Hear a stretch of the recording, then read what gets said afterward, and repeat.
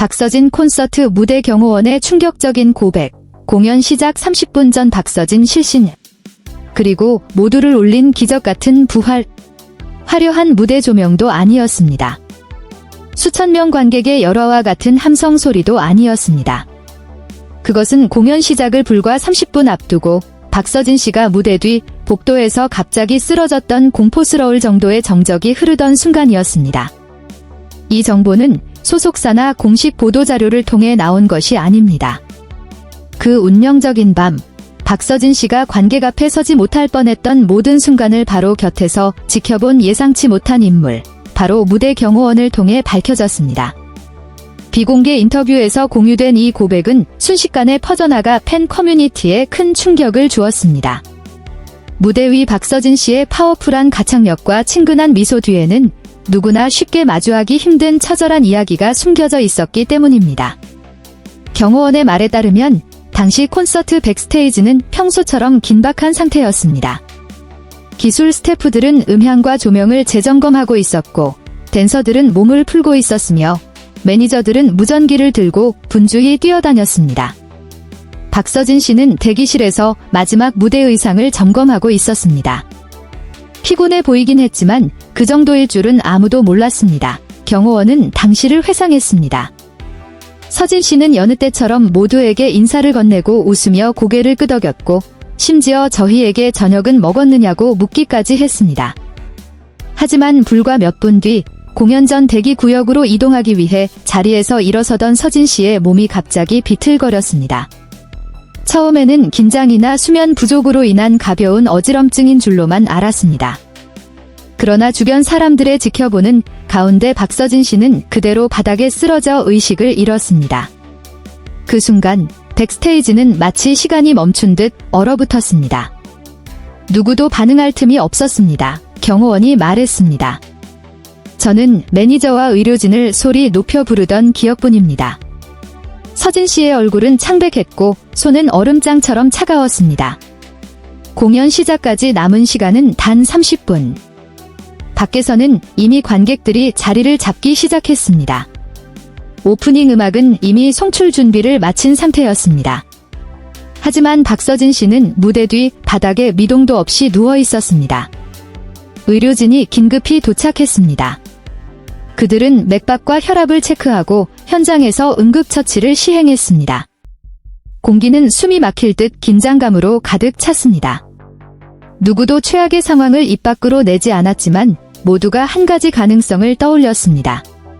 콘서트 취소였습니다. 어떤 아티스트에게도 그것은 쉬운 결정이 아닙니다. 하지만 항상 관객을 최우선으로 생각하기로 유명한 박서진 씨에게 그것은 도저히 받아들일 수 없는 일이었습니다. 의식이 완전히 돌아오기도 전이었는데 서진 씨가 중얼거리는 소리를 들었습니다. 경호원이 들려주었습니다. 그가 물었습니다. 얼마나 남았어요? 그 질문에 많은 이들이 말을 잃었습니다. 저 어떻게 됐나요? 라거나 저 괜찮나요? 가 아니라 무대에 오르기까지 남은 시간을 물은 것입니다. 긴박했던 응급처치 후 박서진 씨는 서서히 정신을 차렸습니다. 시야는 여전히 흐릿하고 호흡도 완전히 안정되지 않았지만 그가 가장 먼저 한 행동은 몸을 일으키려 애쓰는 것이었습니다. 의료진은 휴식을 권고했고 정밀 검사를 위해 병원으로 이동할 것을 제안했습니다. 하지만 박서진 씨는 고개를 저었습니다. 관객들이 기다리고 있어요. 목소리는 약했지만 단호했습니다. 경호원의 증언에 따르면 매니저는 서진 씨에게 최소한 공연을 연기하거나 러닝타임을 줄이자고 설득했습니다. 하지만 서진 씨는 몇 초간 침묵하더니 현장에 있던 모든 이들이 결코 잊지 못할 한마디를 남겼습니다. 그분들을 기다리게 할 수 없습니다. 저를 보러 오신 분들이잖아요. 그것은 언론을 의식한 화려한 수식어가 아니었습니다. 카메라나 조명도 없고 관객도 없는 오직 그의 건강을 걱정하는 사람들만이 모인 폐쇄된 공간에서 나온 진심이었습니다. 결국 신체 상태를 재점검하고 밀착 모니터링을 받는 조건으로 박서진 씨는 콘서트를 강행하기로 결정했습니다. 그는 거울 앞에 서서 깊은 숨을 들이마시며 스스로 호흡을 조절했습니다. 경호원은 그 순간을 생생하게 기억합니다. 그는 거울을 아주 오랫동안 바라보았습니다. 경호원이 전했습니다. 자신을 단장하는 눈빛이 아니라 반드시 버텨내야 한다고 스스로에게 주문을 거는 듯한 모습이었습니다. 박서진 씨가 무대로 걸어 나갔을 때 관객들 중 그 누구도 불과 30분 전 그가 실신했었다는 사실을 알지 못했습니다. 우레와 같은 함성이 터져나왔고 조명이 그를 비췄습니다. 그리고 박서진 씨는 언제나처럼 특유의 미소를 지어 보였습니다. 방금 전 그런 일을 겪은 사람이라고는 전혀 믿기지 않았습니다. 경호원이 말했습니다. 제 눈으로 직접 보지 않았다면 저도 믿지 못했을 겁니다.